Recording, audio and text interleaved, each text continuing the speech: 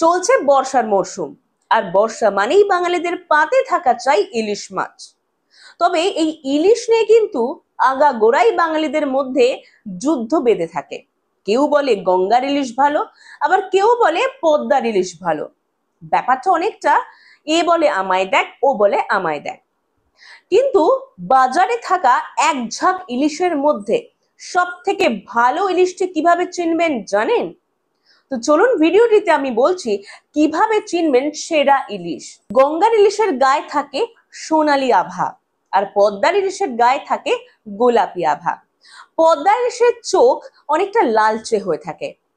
তবে এই দুই ইলিশের মধ্যে সব থেকে ভালো ইলিশ কোনটি সেটা চেনার সব থেকে সহজ উপায় হলো যে ইলিশ মাছ অনেকটা পটলের মতো দেখতে, অর্থাৎ যে ইলিশ মাছের মাথা এবং লেজ সরু এবং পেটের দিকটা চওড়া, সেই ইলিশই হবে সেরা ইলিশ। তাই কোনো রকম দ্বিধাদ্বন্দ্বে না গিয়ে পটল চেরা ইলিশ নিয়ে আসুন আর বাড়ি বসে পালন করুন ইলিশ উৎসব।